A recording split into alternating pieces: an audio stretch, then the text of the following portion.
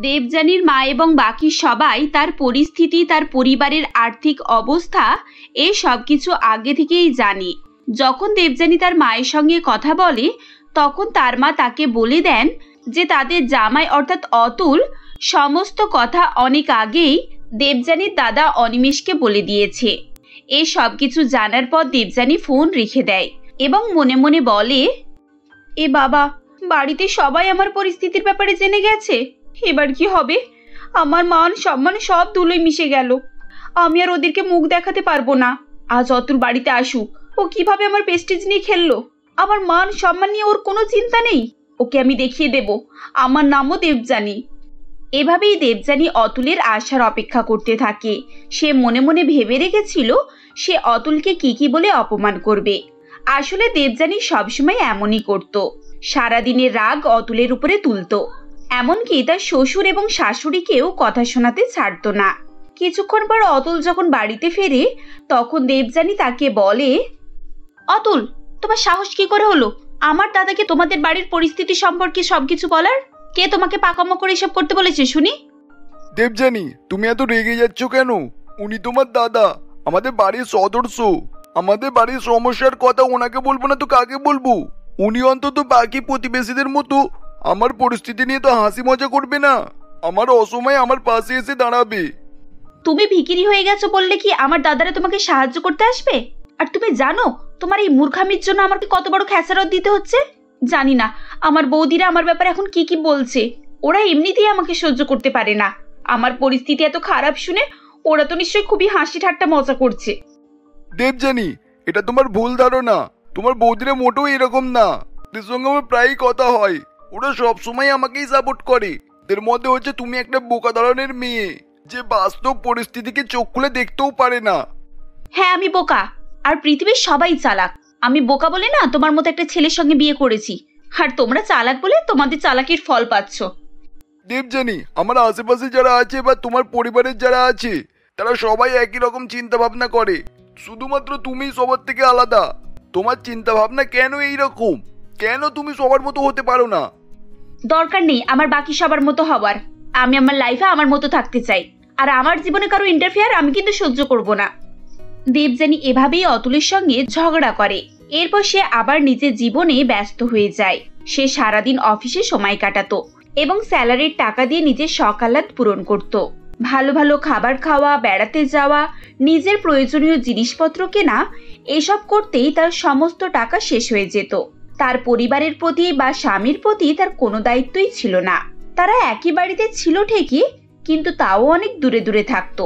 একদিন প্রমীলা দেবী অতুলকে বলেন, অতুল, এভাবে আর কদিন চলবে বাবা? দেবযানীকে বুঝিয়ে বুঝিয়ে আমি অস্থির হয়ে গেছি। ও তো দিনের পর দিন আলাদা রকম হয়ে যাচ্ছে, একই সঙ্গে থাকছে অথচ শত্রুর মতো ব্যবহার করছে। আমার মনে হয় ওকে ওর বাপের বাড়িতে পাঠিয়ে দেওয়াটাই ভালো, ও ওখানেই ভালো থাকবে। কিন্তু মা, এভাবে কি কেউ কোনো মেয়ে বাপের বাড়ি গিয়ে থাকে? আর সব থেকে বড় কথা হচ্ছে ওকে ছাড়া তো আমি থাকতেই পারবো না। এখন একসঙ্গে তোরা আছিস কোথায়? তুই কি ভাবছিস আমি কিছু বুঝি না? একই ঘরে থাকা সত্ত্বেও বৌমা তোর সঙ্গে প্রতিবেশীর মতো ব্যবহার করে। এভাবে কি জীবন কাটে বাবা? আমি জানি দেবযানী আমার উপর খুব রেগে আছে, তাই ও আমার সঙ্গে এরকম ব্যবহার করছে। কিন্তু আমার জীবন থেকে চলে গেলে আমি একা কিভাবে থাকবো? শোন বাবা, তুই ওকে ডিভোর্স দিয়ে দে, তুই আবার একটা নতুন বিয়ে কর। এসব তুমি কি বলছো মা? আমি অন্য কোনো মেয়েকে আমার জীবনে আনতেই পারবো না। তুমি প্লিজ আমার জন্য একটু কষ্ট করে দেবযানীকে একটু সহ্য করে নাও। দেখবে সময়ের সঙ্গে সঙ্গে দেবযানী আবার আগের মতো হয়ে যাবে। আমি না হয় ওকে সহ্য করে নেব, কিন্তু আমি আমার ছেলেকে এভাবে কষ্ট পেতে দেখতে পারি না। আমার ছেলের কষ্ট আমি কিভাবে সহ্য করব বলতো? দেবযানী একে তো তার শ্বশুরবাড়ির সবার সঙ্গে অপরিচিতের মতো ব্যবহার করছিল, তার উপরে সে তার বাবার বাড়িরও কারোর সঙ্গে কোনো যোগাযোগই রাখছিল না। তার মা, দাদা, বৌদিরা তাকে অনেক ফোন করার চেষ্টা করে, কিন্তু সে ঠিক করে ফেলেছিল সে কারোর সঙ্গে কোনো সম্পর্ক রাখবে না। এমনই একদিন দেবযানীর অফিসে একটি সেলিব্রেশন পার্টি হচ্ছিল, সেখানে সবাই উপস্থিত ছিল। তখন তার অফিসের ঋতু নামে একটি মেয়ে বলে, আরে 2টো বেজে গেল, এখনো তো বস আসছে না। বস কিনা দেখতে পেলে পার্টিটা ভালো জমেই না। এরকম হ্যান্ডসাম বস কোনো কোম্পানিতে আছে বলে তো মনে হয় না। সত্যি ওনার মতো হাজবেন্ড পেলে যে কোনো মেয়ের জীবন স্বর্গ হয়ে যাবে। আরে ঋতু, তুই বসের ওয়াইফকে দেখছিস? উনি একেবারে প্রিন্স ডায়না। আমার তো মনে হয় বস খুব লাকি, ওনার মতো এরকম সাপোর্ট সুন্দরী মহিলা পেয়েছেন। হ্যাঁ, ওই রকম কোটিপতি হাজবেন্ড থাকলে সমস্ত মেয়েরাই তাকে সাপোর্ট করবে। আর করবে নাই বা কেন? প্রত্যেক মাসে বিদেশে বেড়াতে যাচ্ছে, ব্র্যান্ডেড জামা কাপড় পরে 5 স্টার হোটেলে খাচ্ছে। জীবনে আর কি চাই বলতো? তারা এভাবেই গল্প করছিল। ঠিক তখনই সেখানে একটি বড় গাড়ি এসে দাঁড়ায় এবং গাড়ি থেকে তাদের বস অর্থাৎ মিস্টার বিক্রম এবং তার ওয়াইফ সুনিতা নামে। বস এবং বসের ওয়াইফ দুজনেই খুব সুন্দর ছিল এবং তাদেরকে দেখে সবাই হাঁ করে সেদিকেই তাকিয়ে থাকে। দেবযানী তো তাদের দিক থেকে চোখ ফেরাতেই পারছিল না। সবাই তাদের সঙ্গে দেখা করতে এগিয়ে যায়, কিন্তু দেবযানী সেখানেই দাঁড়িয়ে থাকে। এমন সময় ঋতু তাকে বলে, আরে দেবযানী, তুই এখন এখানে দাঁড়িয়ে আছিস যে? চল বসের সঙ্গে দেখা করে আসি, আর ওনার ওয়াইফের সঙ্গে দুটো সেলফি তুলে আনি। She is so pretty. সবার সঙ্গে কত ভালোভাবে সেলফি তুলছে দেখ, একটুকু অহংকার নেই। ঋতু, তুই যা, সেলফি তুল, আমার একদম ইচ্ছা করছে না যেতে। ঋতু চলে যাবার পর দেবযানী মনে মনে বলে, এই জীবনটাই আমি চেয়েছিলাম।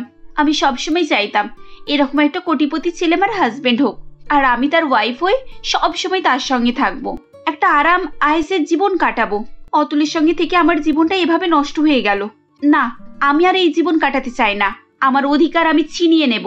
আমি ভালো পারফরমেন্স দিয়ে বসের ফেভারিট হয়ে উঠবো, প্রমোশন পেয়ে তারপর বাকি জীবনটা কোনো একটা ধনী ব্যবসায়ীর ওয়াইফ হয়ে কাটাবো। তার জন্য আমাকে দ্বিতীয় তৃতীয় যতগুলো বিয়ে করতে হোক না কেন আমি করব।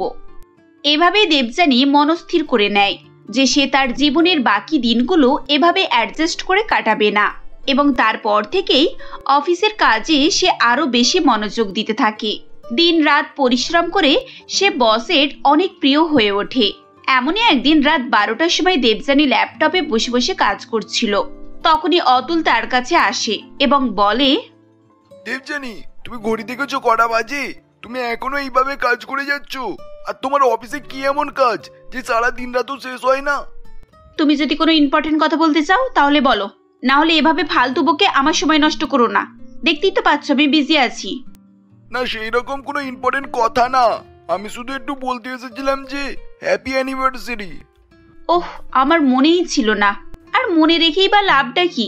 এরকম শুকনো অ্যানিভার্সারি আমি মনে রাখতেও চাই না। দেবযানী, তুমি এইভাবে বলতে পারলে? এই অ্যানিভার্সারির জন্য তুমি কত অপেক্ষা করে থাকতে, তোমার মনে আছে? আমি তো ভেবেছিলাম তোমায় বলবো যে কালকে তুমি অফিস থেকে ছুটি নাও, তারপর আমরা সকাল সকাল মন্দিরে যেতাম, যদি এরপর একটু বেড়াতে যেতাম, তারপর মুভি দেখে রাত্রে ডিনার করে বাড়িতে ফিরতাম। দেখো অতুল, এসব ফালতু কাজের জন্য আমার কাছে টাইম নেই। আমি একটা বড় প্রজেক্টে কাজ করছি। 2 দিনের মধ্যে প্রজেক্ট আমাকে সাবমিট করতে হবে, আর কাল বসের সঙ্গে কথা বলে অ্যাপ্রুভাল নিতে হবে। তাই তোমার এইসব ফালতু আবদার না তুমি তোমার নিজের কাছেই রাখো।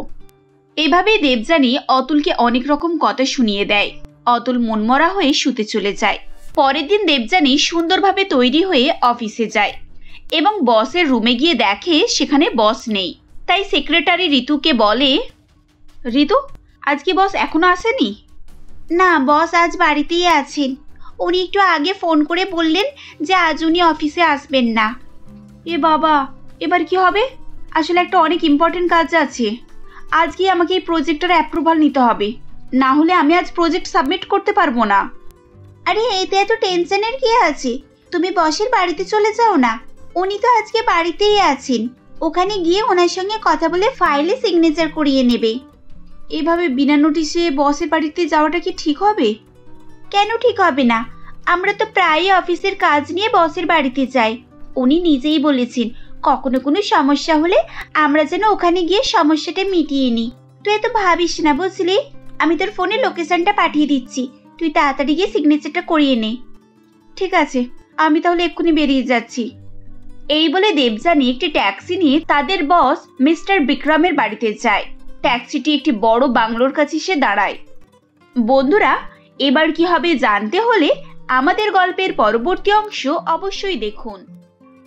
বন্ধুরা, আপনারা আগের এপিসোডে দেখেছিলেন যে অতুল দেবযানীকে অ্যানিভার্সারির জন্য উইশ করে এবং তার সঙ্গে এই দিনটি উপভোগ করার জন্য তাকে রিকোয়েস্ট করে, কিন্তু দেবযানী কোনো পাত্তা দেয় না এবং বসের সঙ্গে মিটিং আছে বলে পরের দিন অফিসে চলে যায়। অফিসে গিয়ে জানতে পারে যে বস আজ অফিস আসেনি। অ্যাসাইনমেন্টের সাইন করানোর জন্য সে বসের বাড়িতে গিয়ে উপস্থিত হয়। এরপর গাড়ি থেকে নেমে সে বলে, আরে বাবা, এটা তো পুরো একটা রাজমহল। এত সুন্দর বাড়ি, এত বড় জায়গা জুড়ে কোথায় শুরু হয়েছে কোথায় শেষ হয়েছে কিছুই বোঝা যাচ্ছে না। সত্যি বস আর তার ওয়াইফ কত লাকি। আমিও একদিন এরকম একটা বাড়িতে থাকবো। আমার জীবনেও এরকম একটা কোটিপতি মানুষ দরকার। এসবই ভাবতে ভাবতে দেবযানী মেন গেটের কাছে গিয়ে উপস্থিত হয় এবং কলিং বেল বাজায়। প্রায় 15-20 মিনিট ধরে সে কলিং বেল বাজায়, কিন্তু কেউই দরজা খুলতে আসে না। তখন সে মনে মনে বলে, কি রে বাবা, এত বড় বাড়িতে কাজের লোক নেই নাকি? কেউ দরজা খুলছে না কেন? এক কাজ করি, একবার দরজায় ধাক্কা দেওয়া শুরু করি, হয়তো কলিং বেলের আওয়াজ কেউ শুনতে পাচ্ছে না। এই বলে দেবযানী দরজায় জোরে জোরে ধাক্কা দিতে শুরু করে। বেশ কিছুক্ষণ পর তার বসের ওয়াইফ মিসেস সুনিতা এসে দরজা খোলে এবং বলে, হু আর ইউ? আর এখানে কি দরকার? ম্যাডাম, আমি আপনাদের এমপ্লয়। আমার নাম দেবযানী। আসলে একটা দরকারি অ্যাসাইনমেন্ট সাইন করানোর আছে, সেজন্যই অফিস থেকে আমাকে এখানে পাঠানো হয়েছে। ও আচ্ছা, ভেতরে এসো। দেবযানী সুনিতার সঙ্গে ঘরের ভেতরে যায়। ভালো করে দেখে শুনে লক্ষ্য করে এবং দেখে যে তার চুল উস্কো খুস্কো এবং মুখ হাত কেমন যেন ফোলা ফোলা লাগছে। দেখে মনে হচ্ছে সুনিতা খুব কান্নাকাটি করেছে। দেবযানী আমতা আমতা করে বলে, ম্যাডাম, কিছু মনে করবেন না, আমি একটা আপনাকে কথা জিজ্ঞাসা করতে পারি? আসলে আপনাকে দেখে মনে হচ্ছে আপনি অসুস্থ বা হয়তো অনেক কান্নাকাটি করেছেন। ব্যাপারটা কি ম্যাডাম? তুমি ঠিকই ধরেছ, আমার শরীরটা একদম ভালো নয়, ভালো নেই আমার শরীর। এই বলে সুনিতা কাঁদতে শুরু করে। দেবযানী তার কাছে যায় এবং সহানুভূতির সঙ্গে বলে, ম্যাডাম, এভাবে কাঁদবেন না। আমি বুঝতে পারছি নিশ্চয়ই কিছু একটা প্রবলেম হয়েছে। আপনি প্লিজ এভাবে কাঁদবেন না। কি সমস্যা হয়েছে বলুন? আপনার কিছু দরকার? না, আমার কিচ্ছু দরকার নেই। আমার জীবন আমি শেষ করতে যাচ্ছিলাম, আর এমন সময় তুমি এসে পড়েছো। মানে কি সমস্যা হয়েছে ম্যাডাম? সুসাইড করতে যাচ্ছিলেন? আজ 2 বছর ধরে আমি অভিনয় করতে করতে হাঁপিয়ে উঠেছি, আমি আর পারছি না। এই বলতে বলতে সুনিতা তার অতীতের কথা বলতে শুরু করে। 2 বছর আগের ঘটনা। সুনিতা তার স্বামী বিক্রমকে বলে, বিক্রম, আমি আজকে আবার ওই মেয়ের সঙ্গে তোমাকে রেস্টুরেন্টে দেখেছি। তুমি এসব কি শুরু করেছো বলো তো? তুমি কেন এই মেয়েকে ছাড়তে পারছো না? এই নিয়ে 3 বার তুমি অন্য মেয়েদের সঙ্গে সম্পর্কে জড়িয়েছো। আমি আর কত সহ্য করবো বলো? কে তোমাকে সহ্য করতে বলেছে? তোমার রাস্তা খোলা আছে। তুমি এক্ষুনি চাইলে তুমি আমাকে ডিভোর্স দিতে পারো, তাতে আমার কোনো কিছু যায় আসে না। তবে আমার লাইফে ইন্টারফেয়ার করাটা বন্ধ করো। বিক্রম, আমি তোমার ওয়াইফ। আমি তোমাকে ভালোবেসে বিয়ে করেছি। আমার সমস্ত প্রপার্টি আমি তোমার নামে করে দিয়েছি। আমার মান সম্মান ভালোবাসা বিশ্বাস ভরসা সবকিছু আমি তোমাকে দিয়েছি, আর তুমি আমার সাথে এরকম করছো? আবার সেই একই ডায়লগ শুরু করলে? দেখো, এসব ভালোবাসা টালোবাসা সারা জীবনের জন্য হয় না। যতদিন মানুষ বেঁচে থাকে ততদিনই এসব ফিলিংস নিয়ে সময় কাটায়। যখন টাকা হয়ে যায় তখন এসব অনুভূতিগুলোর কোনো দাম থাকে না। তোমার যদি ইচ্ছা হয় তুমি আমার সঙ্গে থাকবে থাকো, না ইচ্ছায় চলে যাও। তোমার পার্সেন্টেজ তুমি নিয়ে নাও, তাতে আমার কোনো আপত্তি নেই। আমি তোমাকে ভালোবাসি, আর আমার আত্মীয় স্বজন আমাদের সেপারেশনের কথা জানতে পারলে খারাপ ভাববে। সেই কারণেই আমি তোমার সঙ্গে আছি, কিন্তু তুমি এর সুযোগ নিচ্ছ। প্লিজ বিক্রম, তুমি এটা করো না। টাকা পয়সা সবকিছু না বিক্রম, ভালোবাসাকে গুরুত্ব দিতে শেখো। সুনিতা বিক্রমকে অনেক বোঝায়, কিন্তু বিক্রম তার কথা শোনে না। এরপর থেকে সুনিতা বিক্রমের সঙ্গে একই ঘরে থাকছিল বটে, কিন্তু তাদের মধ্যে স্বামী স্ত্রীর কোনো সম্পর্ক ছিল না। সবাইকে একটা মিথ্যে সম্পর্কের ছবি দেখিয়ে তারা নিজেদের জীবনে একেবারে বিপরীতভাবে হাঁটছিল। এসব কথা বলতে বলতে সুনিতা কিছুতেই নিজের কান্না আটকাতে পারছিল না। দেবযানী সুনিতার জন্য জুস নিয়ে আসে এবং তাকে খেতে দেয়। জুস খেতে খেতে সুনিতা বলে, জানো দেবযানী, আমি আজ পর্যন্ত এই কথাগুলো কাউকে বলিনি, কিন্তু আজ আমি তোমার কারণে সুইসাইড করতে পারলাম না, তাই তোমাকে সবটা বললাম। বিক্রম আর আমি সব জায়গায় একসঙ্গে যাই, কিন্তু বাড়িতে একসঙ্গে থাকি না। ম্যাডাম, আমি তো বিশ্বাসই করতে পারছি না। আপনাদেরকে দেখে সবসময় একটা হ্যাপি কাপল মনে হতো, কিন্তু আপনার মনের মধ্যে যে এত কষ্ট এত যন্ত্রণা চাপা রয়েছে তা কখনোই আপনি বুঝতে দেননি। ম্যাডাম, আপনি ভেঙে পড়বেন না, এখনো সময় আছে। আপনি স্যারের সঙ্গে ডিভোর্স নিয়ে নিন, তারপর নিজের জীবন শুরু করুন। নিজেকে ভালো রাখতে শিখুন, বাঁচতে শিখুন। তুমি ঠিকই বলেছো দেবযানী, আমি আর এভাবে নিজের জীবনকে নষ্ট করতে চাই না। আমি মারা গেলে বিক্রম তো আরো খুশি হবে। এরপর তো ওর গার্লফ্রেন্ডদেরকে এই বাড়িতে নিয়ে এসে উঠবে। ওর জীবনে কিছুই পাল্টাবে না। তার থেকে আমি ওর থেকে আলাদা হয়ে যাই, আমার ভাগের প্রপার্টি নিয়ে অন্য কোনো জায়গায় শান্তিতে বসবাস করতে শুরু করি। এসব কি? আমি তো ভাবতাম বড় লোকেরা তাদের জীবনে অনেক হ্যাপি, তাদের মতো পারফেক্ট লাইফ কোথাও হয় না। কয়েকদিন আগেই তো বসের ওয়াইফকে দেখে আমি হিংসা করছিলাম, কিন্তু আজ ওনাকে দেখে আমার কষ্ট লাগছে। বাস্তব কি এতটাই কঠিন যে প্রতিপত্তি, মান সম্মান, অহংকারের জন্য আমরা ভালোবাসাকে বাজি রেখে দিই? একদিন সেই প্রতিপত্তি আমাদের জীবনকে নষ্ট করে দেয়। না পাওয়া ভালোবাসা আমাদেরকে এত কষ্ট দেয়। এসব কথা মনে করতে করতে দেবযানীর চোখে জল চলে আসে। আমি কত বড় পাগল! অতুল আমাকে কত ভালোবাসে। আমি তার ভালোবাসাকে আজ দু পায়ে ঠেলে দূরে করে দিয়েছি। আমি যার পেছনে ছুটেছি সেটা একটা মরীচিকা, তাতে আমি জীবনে খুশি হতে পারবো না। আর যদি অতুল আমার থেকে দূরে চলে যায়, আমার ভালোবাসা আমার থেকে ছিনিয়ে নিয়ে চলে যায়, তখন আমি কি নিয়ে বাঁচবো? আজ আমি বসের ওয়াইফের মৃত্যুর মাঝে এসে দাঁড়িয়েছিলাম। জানি না আমার এরকম দিন এলে কেউ আমার পাশে থাকবে কিনা। আমি তো আমার বাবা, মা, দাদা, বৌদি সবার থেকে সম্পর্ক শেষ করে দিয়েছি। কেউ আমাকে সাপোর্ট করবে না। এভাবেই ভাবতে ভাবতে সে স্থির করে নেয় যে সে আর মরীচিকার পিছনে ছুটবে না। সে পকেট থেকে মোবাইল ফোন বার করে এবং অতুলকে ফোন লাগায়। আরে আজ 1 মাস পর দেবযানী ফোন এলো। সবকিছু ঠিক আছে তো? হ্যালো দেবযানী, তুমি ফোন করেছো? কোনো প্রবলেম হয়নি তো? তুমি ঠিক আছো তো? হ্যাঁ অতুল, আমি ভালো আছি। তুমি কোথায় আছো বলো? আমি একটু সাইডে আছি, কাজ চলছে এখানে। অতুল, তুমি ওখানে অন্য কাউকে দেখতে বলে আমার পাঠানো অ্যাড্রেসে চলে আসো। আজ আর তোমাকে কাজে যেতে হবে না। আজ আমরা বাইরে লাঞ্চ করব। কিন্তু তুমি তো বলেছিলে তোমার বসের সঙ্গে আজ মিটিং আছে। মিটিং আমি ক্যান্সেল করে দিয়েছি। ইনফ্যাক্ট আমি কাজটাও ছেড়ে দিয়েছি। তুমি চাকরি ছেড়ে দিয়েছো? হঠাৎ কেন? প্রবলেম নাকি? কোনো প্রবলেম নেই অতুল, আসলে অনেকগুলো প্রবলেম সলভ করতে পেরেছি, তাই এই ডিসিশনটা নিলাম। ব্যাস, আর কোনো প্রশ্ন করবে না। এবার তাড়াতাড়ি বেরিয়ে পড়ো। আর শোনো, হ্যাপি অ্যানিভার্সারি। দেবযানীর ফোন পেয়ে এবং তার মুখে এত মিষ্টি মিষ্টি কথা শুনে অতুলের মন একেবারে গলে গিয়েছিল।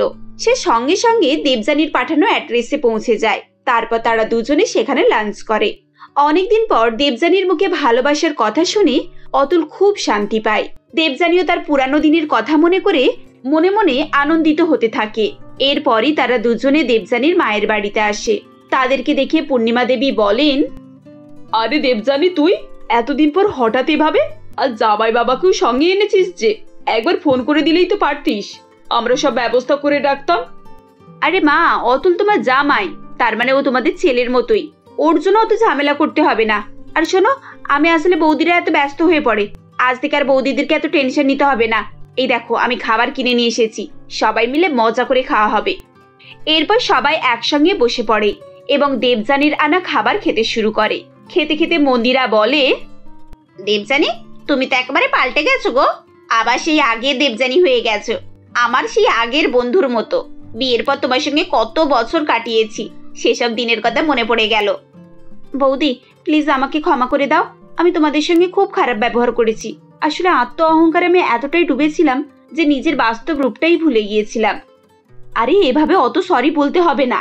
তুমি যে নিজের ভুলটা বুঝতে পেরেছো, এটাই অনেক। হ্যাঁ বৌদি, আমার যথেষ্ট শিক্ষা হয়েছে। মানুষ পয়সা, প্রতিপত্তিকে জীবনের সবকিছু মনে করে নেয় আর ভালোবাসাকে অবহেলা করে। কিন্তু সময় মতো না শুধরে গেলে আর কোনো কিছু করার থাকে না। সময় মানুষকে সবকিছু শিখিয়ে দেয়। বাহ, আমার মেয়ের মধ্যে এই পরিবর্তনটাই তো আমি দেখতে চেয়েছিলাম। এবার আমার অনেক শান্তি হয়েছে। তোরা দুজনেই সুখে শান্তিতে থাকলে তবেই আমি ভালো থাকতে পারবো মা। দেবযানী, আমি তোমাকে অনেক ভালোবাসা দেব। নিজের সাধ্য মতো তোমার জন্য সবকিছুই করব। আর আমি একটা ভালো বাড়ির বইয়ের মতো তোমাদের সঙ্গে তোমাদের খারাপ ভালো সব সময় সাথ দেব। আর তোমার বাবা মাকে সম্মানও করব, তাদের কোনোদিনও অবহেলা করব না। এভাবেই দেবযানী নিজেকে পুরোপুরি পরিবর্তন করে ফেলে। তার মধ্যে অহংকার, উচ্চাকাঙ্ক্ষা এই সবকিছুই চলে গিয়েছিল এবং সে আবার আগের মতো শান্ত, নম্র, সাধারণ মেয়ে হয়ে উঠেছিল, যার ফলে তার সংসারে সুখ ও শান্তি ফিরে আসে। বন্ধুরা, আজকের গল্পটা আপনাদের কেমন লাগলো কমেন্ট করে অবশ্যই জানাবেন। আর এরকম গল্প পাওয়ার জন্য আমাদের ভিডিওটাকে লাইক করে দেবেন ও আমাদের চ্যানেলটিকে সাবস্ক্রাইব করে দেবেন।